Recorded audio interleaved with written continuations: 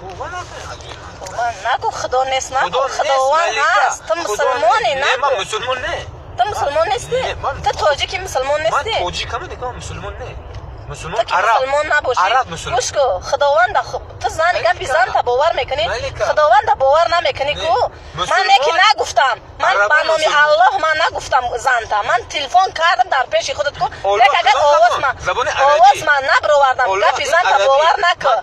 فهمیدی؟ ایمان مای کافر من نگفتم. من ای خدا میترسم. الحمدلله من مسلمانم. الحمدلله این کلمه عربی. فهمیدی؟ تو خب که تو خدا دا باور نداری. تو میگی تو تاجیکی؟ من تاجیک نمیگم. تاجیک مسلمان نه تو گوش کن مسلمانه نگو من تو چی با مسلمانی خودت سر میکشی؟ نه من مسلمان نه ملکا گپ راست. الحمدلله من مسلمانم.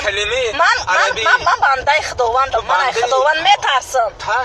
تو میگی که الله نیست، هیچ کس نیست، خدا هیچ کس میگه. خدا هیچ کس. نگو ملکا خدا نیست. خدا جان همین چیزی که در تو رزق روزی را تا کی داده است؟ رزق نیست گفتی خداوند نصیبت کرده. تو گوش کن شاروخ کار کنی پول میوی، کار نکنی پول نمیوی. بچه خدا نیست، رزق خدا نمیده. همین کارا تو در خداوند توریش آورد کرده استی. با خدا باور که رای خداوند رو نگردون. خدا نیست ملکا. خداوند با خدا شاروخ مایلی مرا مایلی ایمان گذر مرا جومت اونه که کو هیچ وقت نگو. با خدا شاروخ خود در غضب خداوند گرفتار میشه. در یگان شکل میزنی کو باور که کو هیچ کس بداد نمیرسه. خدا ور زوره که خدا جان ای غضبش نگه داره. خدا نیست گفتم ملکا. برای من خدا نیست برای من. برای تو خدا نیست؟ تو خدا را خدا نمیدونی؟ نه. زنش تو مسلمان؟ من مسلمان نه تنبوله.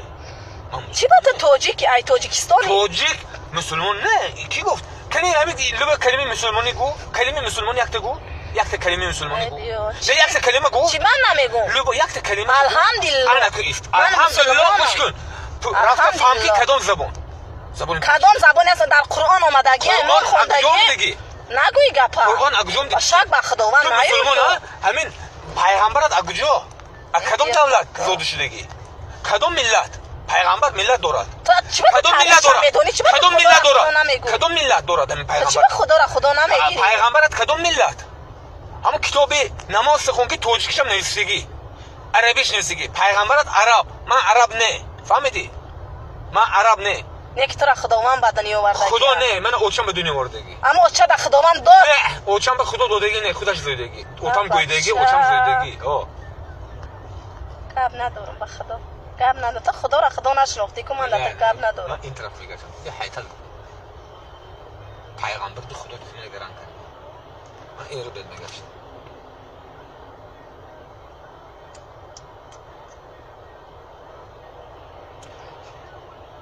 نگو نمیخواد دیگه من باور نمیکنم. من نفهمم تو خدا را باور نمیکنم. من خدا را باور میکنم. من شکرانه به الله میکنم. شکرانه به خداوند میکنم که تو همین روز کو دمی در روی دنیا هستیم. صد بار شکر میکنم. من افسوس دارم که این قسال من نماز من نخوندم. میفهمی افسوس دارم. جال کده میفهمی در آخرت هنی در دنیا نه خدا همه کشایش مشکلی ها را کو خداوند هست میکنن. نگو خدا نیست. دنیا نیست. نگو چی به دنیا نبوده؟ چی به نیست؟ قرآن دروغ میگه. دروغ. قرآن دروغ. خدا دروغ بوده. همه چیز دروغ. همش دروغ ملکا. همش دروغ. باور همش. دردی دتا خداوند میتیه. کی میتیه؟ کی میتیه؟ شیطان میتیه. شیطان هم. تو شیطانی کو پس طرفدار شیطان میگیری؟ نه شیطان هم نیست. خدا هم نیست. همش خودی آدم. من این خدا ساخت. این خدا ساخت. آدم ساخت. یا مسلمان ساخت. تو فقط آهن باور میکنی. استاره باور میکنی. ماشین تو مسلمان ساخت. ماشین نمی ساختگی اینا. نمی‌چی میگی؟ اما نمیس بنده خدا نیست؟ نمیس مسلمان نه. نه مسلمان نه خداوند آفریدگی است. میفهمی تو؟ خداوند آفریدگی هر یک طبقه را جدا کردگی است. نه که شکرانه که ما مسلمانیم. نگو من مسلمان نیستم. من مسلمان نمی‌دیگم. فهمیدی؟ من مسلمان نیستم. تو ای تاجیکستان اینی فهمیدی من ای کلوب نه که من ملتچگی نکردم. الحمدلله مسلمانیم. ما هممون بیا تاجیکان مسلمانیم. من مسلمان نه. خود خود بگی کسبم میگم پیش اپات بمیگویی که این خد من میگم پیش اپات که من مسلمان نه. میگویم پیشش با فرقش نمی‌کنم با من مسلمان نمی‌کنم. من دین به باوری ندارم، خدا به باوری ندارم. اعتقاد ندارم.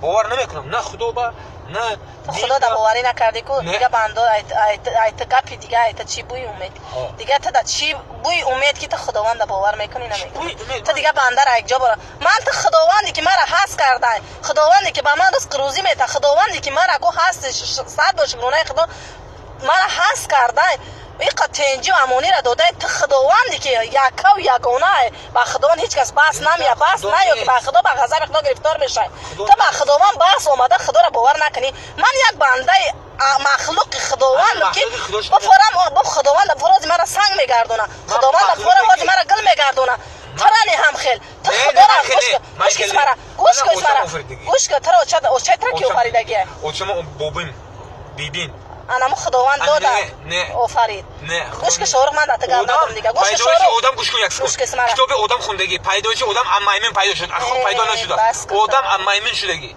میمون رفته آدم گشت فهمیدی تا همین گوش که شورق ما هم فهمیدم که تو باوری به خدا نداری نه ندارم راست شک به خداوند آوردی گوش کس مرا گوش که تو ای غضب خدا نمی ترسیده من غضب ای گوش کس مرا تو ای معجزه های اللهی که در هر یک سری بنده شکل میاره تو نمی ترسیده کارش تو خدا نو ترس بده شروع کو من ایت می ترسم تو خدا نو ترسی کو من میگه از آن بنده بترس که او آدم خدا نو ترسه تو بنده خدا نو ترسی کو میگه حضرت تو ای خداوند بترس من خداوند شلوک من خدای نمیشناسم خدا نیست نیست چه فهمیدی نیست خدا نه که دمو هسته تو هست تو هست من به نیست نه من خداوند باور میکنم من باور نمیکنم خدا چی گپ داری باور نمیکنم ملیکا بچه برای من قسم روز کو باخ میگه الله نه که باخ میگه تو الله میگه همش دیوونه همش تا خداوند باور نکنی من اکجا باور میکنی من در گم ندارم باور نکنی نکشه